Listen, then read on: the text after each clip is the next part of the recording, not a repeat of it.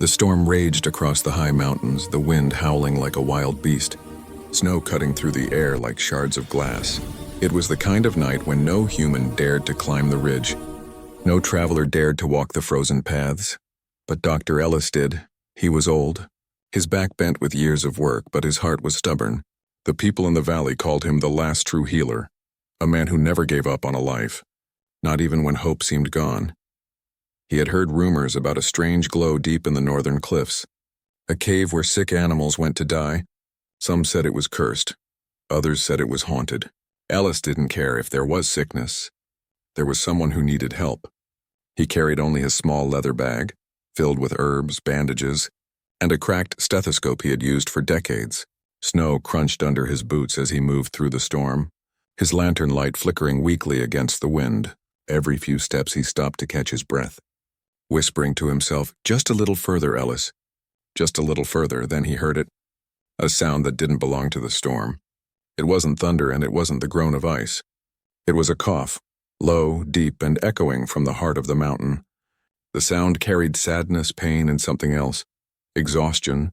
Ellis froze, his old hands trembling. That was no human cough, but it wasn't a beast growl either. It was something caught between the two. He followed the sound, each step taking him closer to the glowing cave mouth ahead. The light pulsed softly, blue and gold like a heartbeat as he entered. The air changed, warm and heavy. Scented with smoke and ash, his lantern dimmed, overpowered by the light that came from within. Then he saw it. A massive figure lay curled near the back of the cave, scales shimmering faintly under the strange light. Steam rose from its nostrils, but its breathing was rough and broken. The creature's body trembled with each exhale, and a faint wheeze echoed through the air. Ellis's heart pounded. A dragon, a living dragon. Legends spoke of them. Powerful beings who once ruled the skies before vanishing centuries ago. He never thought he'd see one with his own eyes. Yet here it was, not roaring or flying or burning cities, but coughing, weak and sick like any other creature. Ellis took a cautious step forward. His instincts as a doctor were stronger than his fear. "Easy now," he said softly, voice shaking. "I'm not here to hurt you." The dragon stirred, its great head lifting slightly. Two golden eyes blinked open, glowing faintly through the mist. The pupils narrowed on the tiny human standing before it. For a long moment, neither moved. The cave was silent except for the sound of the dragon's labored breathing. "Go," the dragon rasped, her voice deep but weak. "Leave. It's not safe." Ellis took another step closer. His boots splashed in a shallow puddle of melted snow. "You're sick," he said gently. "Your breathing's shallow and your body's trembling. That's fever, isn't it?" The dragon let out a low growl, part warning, part pain. "You think a human can heal a dragon?" she asked, disbelief and sorrow mixed in her tone. Ellis gave a small, tired smile. "I've healed miners, farmers, soldiers, and even a bear once. Sickness doesn't care what we are, and neither do I." For a moment, the dragon said nothing. Her eyes softened, the fierce light dimming to a flicker. "Why?" she whispered. "Humans fear us. Hunt us, not me," Ellis replied, setting down his bag. "Fear doesn't heal anyone."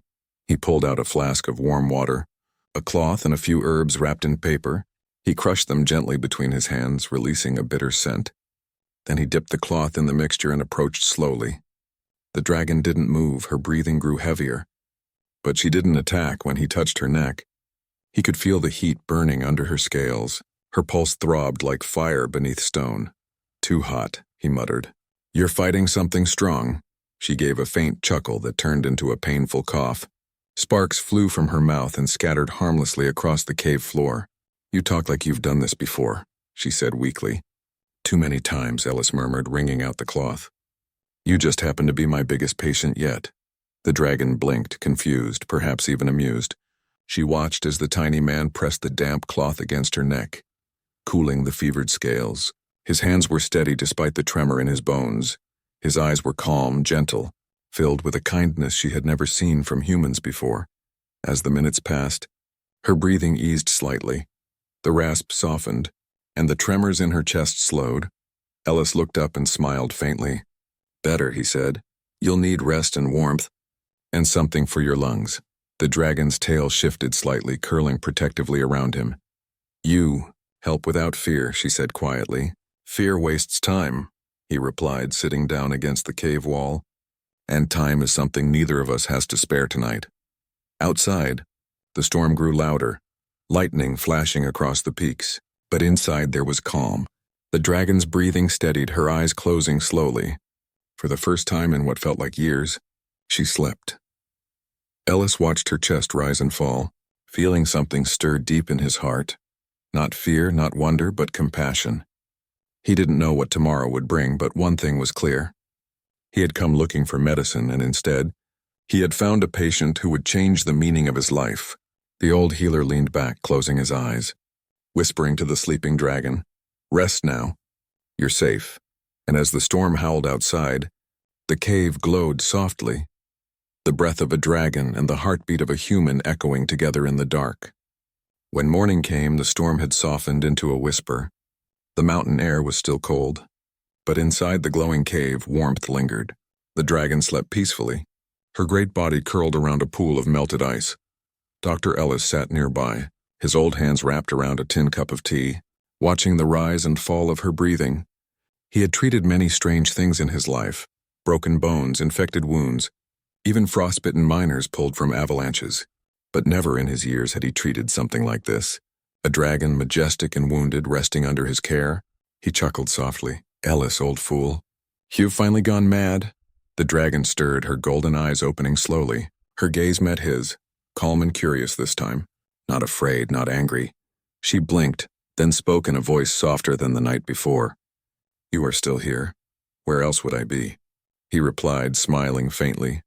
"My patients don't get better without a little nagging." Her head lifted, and a puff of smoke escaped her nostrils as she tried to laugh. The sound was weak but warm. "Humans do not stay when we are weak," she said quietly. "They run." Ellis tilted his head, studying her. "Then maybe you've been meeting the wrong kind of humans." He reached for his bag, pulling out a few roots wrapped in cloth.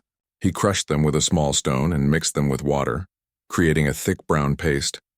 The smell filled the air, sharp and earthy. The dragon wrinkled her snout. "That smells terrible." "It's medicine," Ellis said, grinning. "It's supposed to smell terrible." He dipped a strip of fabric into the paste, then gently placed it on the soft skin between her scales. She flinched slightly but didn't move away. The warmth from his hand felt strange, small yet steady, like a spark of life touching her ancient body. "What is your name?" she asked after a moment, her voice low. "Ellis," he replied, not looking up as he worked. "Dr. Ellis, though, these days. People just call me the old healer." "Ellis," she repeated slowly as if testing the sound. "I am Seraphine." The name rolled through the air like a whisper of fire. Ellis nodded politely.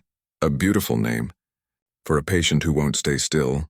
Seraphine smiled, a flicker of warmth glowing in her golden eyes. "You speak to me as if I were one of your kind."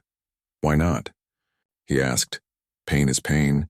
Sickness is sickness. You bleed, you breathe, you hurt. That makes you as alive as I am." For a long time, Seraphine said nothing. She watched the human move carefully, adjusting bandages, murmuring softly as if speaking to an old friend. His touch carried no fear, no greed, only quiet determination. She felt something inside her chest she hadn't felt in centuries. Safety. Ellis noticed the scars along her wing joints. Deep cuts healed wrong. "You've been hurt before," he said quietly. "Yes," she answered. "Hunters found me when I tried to protect my kin. They shot me with cold fire. It burns from the inside." Ellis frowned. "Plasma wounds," he muttered. "I've treated soldiers with those." He looked up at her eyes. "Did anyone ever try to help?" She looked away, shame flickering in her expression. "No, humans took what they wanted, left us to die. My kind hides now." "We no longer trust your race," Ellis sighed. "Then I'll just have to change your mind." Seraphine tilted her head. "One man cannot change what his race has done." He smiled. "Maybe not, but I can start with one dragon." That made her blink. Surprised then to her own shock, she laughed, a deep, melodic sound that filled the cave. It was the first time her laughter had echoed since before the wars. As the day went on, Ella stayed by her side, feeding the fire and making sure the herbs burned gently to cleanse the air. He scribbled notes in his small leather book, trying to understand her biology. Her lungs were larger but weaker from heat damage. Her temperature ran higher than human limits. Yet her heartbeat, unsteady, strong, almost musical. Seraphine watched him with quiet curiosity.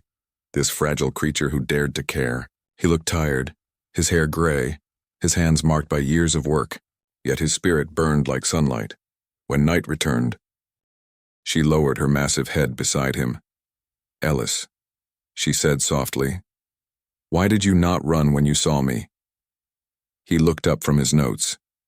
"Because you coughed, not roared," he said simply. "A roar tells me to run, but a cough tells me to help." Seraphine stared at him for a long time, then closed her eyes, whispering, "Strange human. Guilty as charged," he said with a smile, wrapping his cloak around himself. "Now rest. The medicine will work better if you sleep."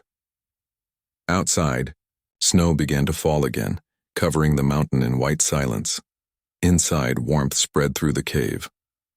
The old healer leaned back against his bag, listening to the sound of the dragon's breathing, steady and calm. For the first time in a long while, two beings from different worlds shared a single peace, not born of power but of trust. And as Ellis closed his eyes, the faintest hint of a smile touched his lips. He had come to cure an illness, but what he found was far more rare. A friendship forming in the cold heart of the mountain. For 2 days, the cave remained quiet. The mountain storms came and went, but inside that hidden chamber, something gentle began to grow. Dr. Ellis continued tending to Seraphine, giving her herbs to breathe easier and checking the wounds beneath her shimmering scales. The dragon's fever faded slowly, and strength began to return to her wings. Seraphine had never known such calm. In her long life, she had only seen humans as destroyers, raiders who burned forests and stole eggs. But this one, this small, gray-haired man, spoke softly, moved carefully, and smiled with warmth. When he laughed, she found herself listening. When he coughed, she worried. Ellis worked without rest, refusing to leave her side. He wrote down everything he learned, from the glow of her scales to the rhythm of her heartbeat. "You're remarkable," he said one morning, checking her pulse through a warm patch of skin. "Your body fights like it remembers every pain and every cure." Seraphine tilted her head, her golden eyes bright in the morning light. "And yet your kind forgets both," she said gently. "You heal what you wound, and wound what you heal." Ellis looked down, unable to argue. "You're right," he said quietly. "Humans destroy too much, too fast, but we can learn, one act at a time." She watched him for a long moment, then nodded slightly. "Perhaps," she murmured, "perhaps you are different." Outside the cave, the wind shifted, carrying distant echoes of engines. Ellis didn't notice it at first, but Seraphine did. Her ears twitched, her pupils narrowed to slits. She raised her head suddenly. "Someone is coming." Ellis frowned. "How can you tell?" She turned toward the entrance, nostrils flaring. "Metal," she whispered. "Fire scent. Oil. Human machines." The doctor's face paled. He grabbed his bag and rushed to the cave mouth, squinting through the snow. Down in the valley he saw lights, bright, moving fast, search beams cutting across the cliffs. "Hunters," Seraphine hissed, curling her claws into the stone. "They must have followed your trail." Ellis's stomach sank. No, I was careful," he said. But his voice trembled. He remembered the campfire he had lit, the footprints in the snow. "I led them here," he whispered in horror. Seraphine's tail lashed against the rock, sending sparks into the air. Fear burned in her chest, not for herself, but for him. "You must leave," she said firmly. "They will kill you if they find you with me." "I won't," Ellis said quickly. "They'll kill you instead." Her golden eyes flashed. "You cannot stop them." He looked back at her, his hands shaking but his voice steady. "Maybe not, but I can try." Before she could protest, he was already packing his tools. He tore pieces of fabric from his coat and soaked them in herbs, pressing them into her claws. "If they come, burn this. It'll make smoke thick enough to hide you." Seraphine's chest tightened. "Why do you do this? Human?" Ellis paused, his weathered face lit by the glow of her scales. Because someone has to be the first to stop the cycle, he said softly. You helped me remember what kindness feels like. For the first time in centuries, the dragon didn't know what to say. Her throat tightened, her eyes shimmering faintly. You speak like my mother, she whispered. She once said compassion is a fire that does not burn. Ellis smiled. Then she was a wise dragon. The wind howled louder now, and the sound of metal boots crunched outside. The hunters had arrived, armored men with plasma rifles and scanners that hummed in the snow. They moved in formation, their leader holding a small device that blinked red. She's close, one of them said. The tracker's never wrong. Seraphine crouched low, her breath coming fast. Go, Ellis, please, she begged. They will see you. But the old man shook his head, standing tall at the cave entrance. No, Seraphine, you saved yourself once. Now it's my turn to save something. He stepped out into the snow, his lantern raised. The wind whipped his coat as the soldiers aimed their weapons. What's an old man doing out here? The leader sneered. You shouldn't be in these mountains. I could say the same. Ellis said calmly. You're hunting something that doesn't deserve to die. The leader laughed coldly. You mean the dragon? That monster's worth a fortune. She's worth more than gold, Ellis said, his voice shaking but fierce. She's alive and she's not your enemy. Behind him, Seraphine's eyes burned with fear and rage. Every instinct screamed at her to flee, but her heart wouldn't let her. The human who treated her wounds was out there, standing between her and death. The leader raised his weapon. Move aside, old man, he growled, or we'll burn you down with her. Ellis met his gaze, his voice steady. Then do it. The man hesitated, just for a second, and in that second, the ground trembled. A roar exploded through the storm, shaking the mountain. Flames erupted from the cave, lighting the snow in orange fire, and the hunters stumbled back as the great silver dragon rose behind the old man, her wings spreading wide. For the first time since her sickness began, Seraphine's fire burned bright again, and she was angry not for herself but for the human who dared to care. The storm had turned cruel again. Snow whipped through the mountains like white fire, blinding the hunters who advanced up the ridge. Their suits hissed and clanked, metal shining beneath flickering lantern light. At the top, a lone human stood, his figure small against the mouth of the glowing cave. Dr. Ellis held his lantern high, his coat flapping in the freezing wind. His voice cracked, but it carried a strength that none of them expected. There's nothing for you here, he called out. Turn back. The lead hunter laughed, his mask glinting. You've got guts, old man, he said, raising his plasma rifle. But guts don't stop bullets. Ellis didn't move. He looked like a man who had already accepted what came next. She's not your enemy, he said. She's sick, wounded. She's done nothing to you. Nothing to us? The leader sneered. Her kind burned cities, crushed fleets, devoured our soldiers alive. Ellis shook his head slowly. That's history, this one. She's different. The hunters spread out in a half circle, weapons humming, scanning devices flashing red. Their boots crunched on the snow, closing the gap inch by inch. Behind him, in the dark of the cave, Seraphine's heart pounded like a drum. Her wings trembled with fear, and the scent of smoke filled her nostrils. She wanted to roar, to defend, but her body was still weak. Every movement made her lungs ache. The fever had passed, but her strength hadn't fully returned. Ellis glanced back once and whispered, Stay hidden, Seraphine. I'll handle this. She lowered her head, her voice breaking. They will kill you, Ellis. He smiled faintly. Then I'll die doing something right. The hunters came closer, circling like wolves. One of them kicked over Ellis's medical bag, spilling herbs and bandages into the snow. He's got medicine, another muttered. He's been treating the beast. The leader smirked. Traitor, he hissed, leveling his weapon. Helping a dragon is a death sentence. Ellis stared back, his eyes calm but burning with quiet anger. No law should punish compassion, he said before the leader could answer. A low growl rolled through the ground. The air thickened, the light inside the cave began to glow brighter. The snow lifted as if pulled by invisible hands. The men stepped back, suddenly unsure. "Sir," one stammered, "the readings are off the scale."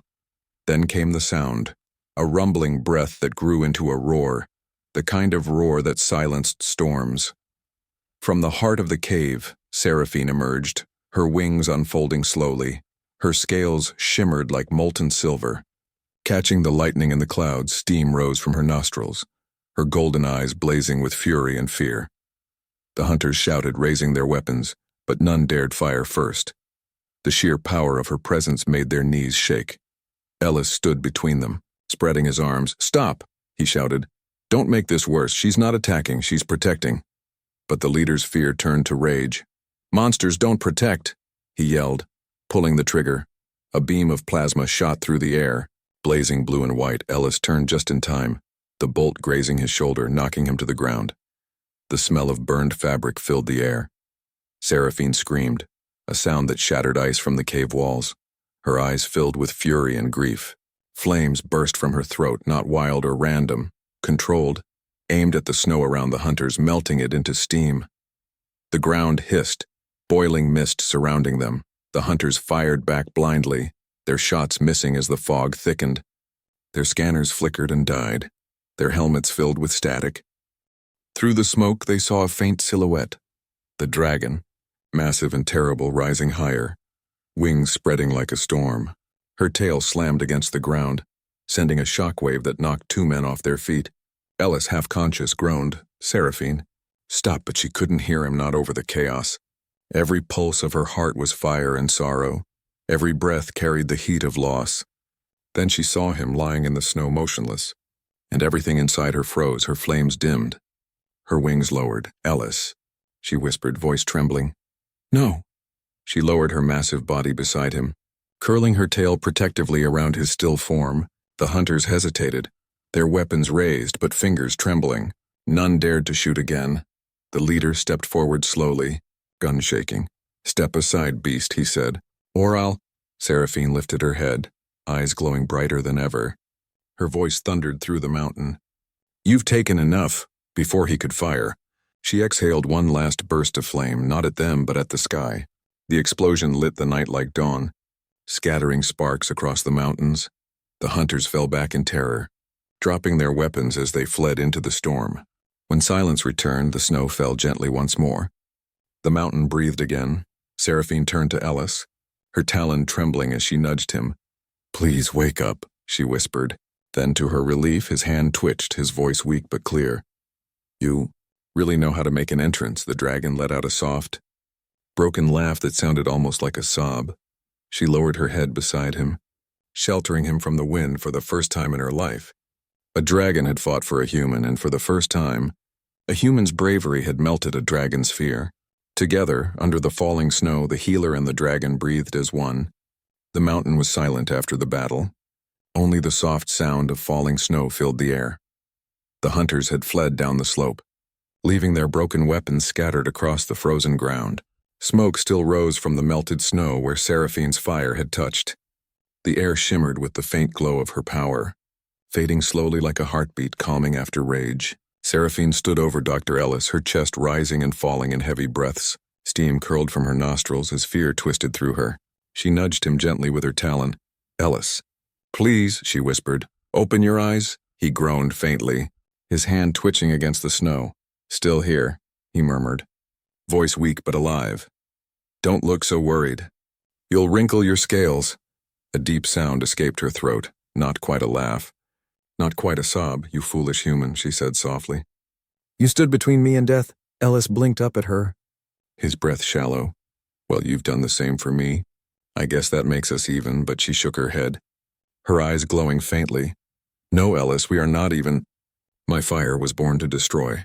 Yours was born to heal. You used your heart. And I used my rage," he smiled faintly, wincing as he tried to sit up. "Sometimes rage saves lives too." Seraphine lowered her wing, shielding him from the wind. Her body radiated warmth, melting the snow around them. She examined the burn on his shoulder and frowned. "You're hurt." "Just a scratch," he said, though the pain in his voice betrayed the lie. He pulled a small vial from his bag and poured it over the wound, the liquid hissing softly against his skin. Seraphine watched with quiet awe, even wounded. You still heal yourself, he chuckled weakly. Old habits. The two sat in silence for a while. The storm finally beginning to fade. The sun peeked through the clouds, lighting the snow-covered peaks in gold. The world felt new again, like a breath after drowning. After a long moment, Ellis spoke. You didn't have to save me. Seraphine, her head turned toward him slowly. You didn't have to save me either, she replied. Yet here we are, he smiled, nodding slightly. Here we are, she looked toward the horizon, her golden eyes thoughtful. When I was young, she said softly, my mother told me that every creature has a spark inside, a fire that shapes what it becomes. For dragons, that fire burns in our hearts.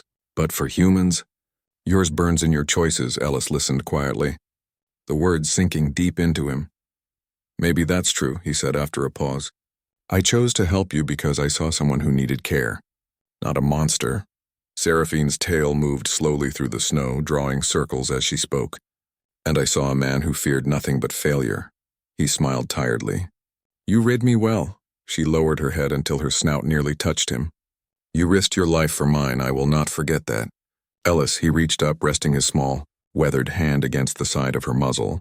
Her scales were warm, pulsing faintly with inner light. You've got a good heart, Seraphine, even if it's a big one.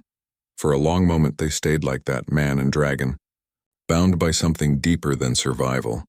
It wasn't magic or duty, but the quiet understanding between two beings who had both lost too much. Then faint movement on the ridge caught Seraphine's eye. The last of the hunters were running far below, dragging their wounded leader with them. They will return, she said quietly. Humans never stop chasing what they fear. Ellis looked at her, his expression calm. Then I'll keep treating what they break.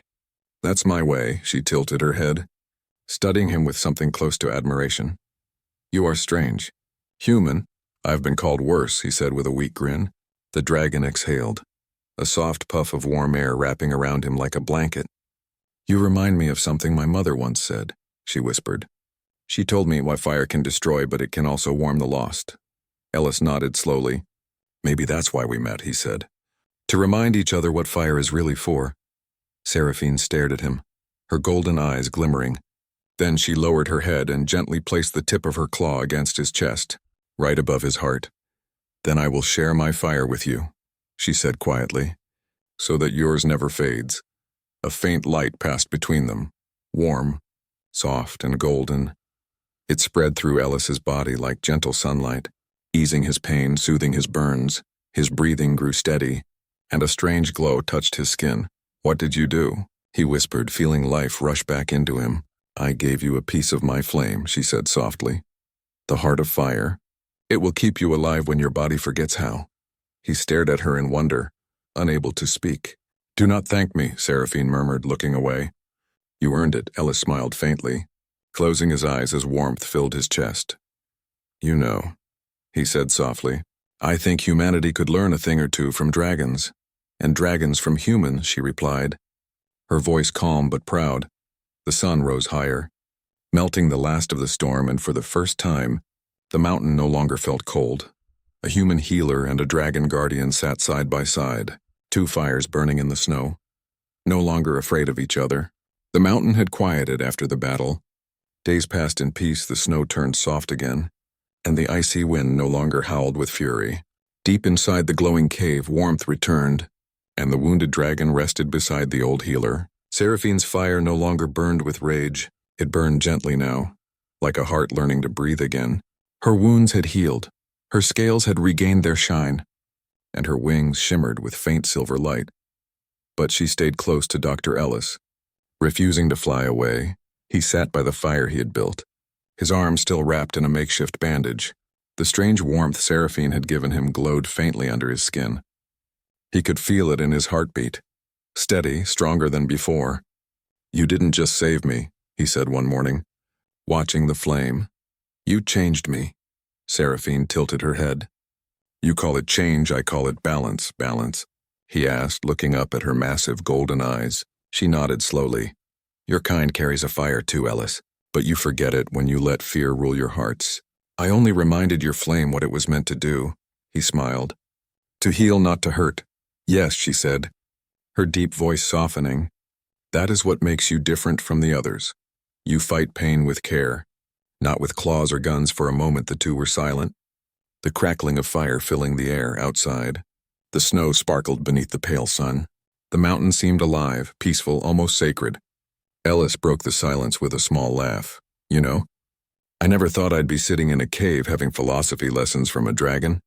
Seraphine smiled faintly, her long tail curling beside the flames. And I never thought I'd owe my life to a fragile human. Fragile, maybe, he said, but stubborn, too. That made her laugh, a deep, rumbling sound that made the icicles above tremble. Yes, that I've learned, she said. You refused to leave me when I told you to run. You faced hunters with nothing but courage. That kind of foolishness deserves respect. He looked at her fondly. You almost sound like you'll miss me. Seraphine went quiet, her gaze lowering. I will, she said softly. I cannot stay here forever. My kind will sense my fire again. They will call me home.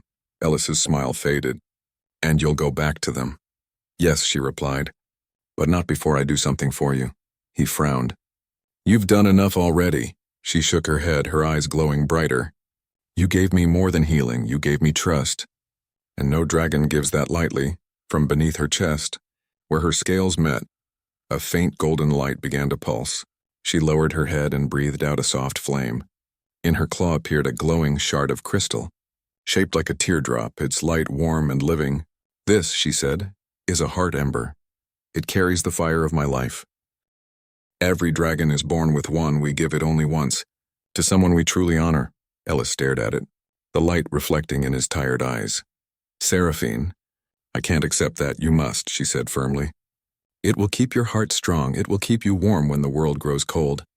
It will remember me when I am gone. He hesitated, his old hands trembling as she placed it in his palm. The ember was warm, alive, and it pulsed in rhythm with his heartbeat. It feels like it's breathing, he whispered. It is, she said softly. It carries a piece of my spirit. Ellis swallowed hard, his voice thick with emotion. Why give me this, Seraphine? She leaned closer, her eyes kind but filled with ancient sadness. Because you reminded me that mercy still exists. You treated me not as a beast, not as a threat, but as someone worth saving. You saw the sickness in my body, but also the sickness in my heart. And you healed both. He lowered his head, speechless. The light of the ember reflected off his tears. Seraphine straightened, her wings spreading slightly. You humans live such short lives, Ellis, but in this small time, you have done what even my kind forgets. You cared beyond fear. That is greatness. That is fire. He looked up at her, smiling weakly. And you've shown me what strength really means. The dragon bowed her great head toward him. Then we have both learned outside. The wind began to rise again. But this time it carried warmth. The snow no longer bit against the skin. It shimmered gently, glowing faintly with golden dust from her scales. Seraphine looked toward the horizon, her voice quiet. It is time, Ellis. My kind will come for me soon. He nodded slowly, holding the glowing ember close to his chest. Then go, Seraphine. The world still needs you, and it still needs you, she said softly. To remind them that even fire can heal. She stepped back, her wings stretching wide. The air trembled as she beat them once, then twice. Snow lifted from the ground in a spiral of light. As she rose into the sky, her final words echoed through the cave. When dragons speak of mercy, they will speak your name.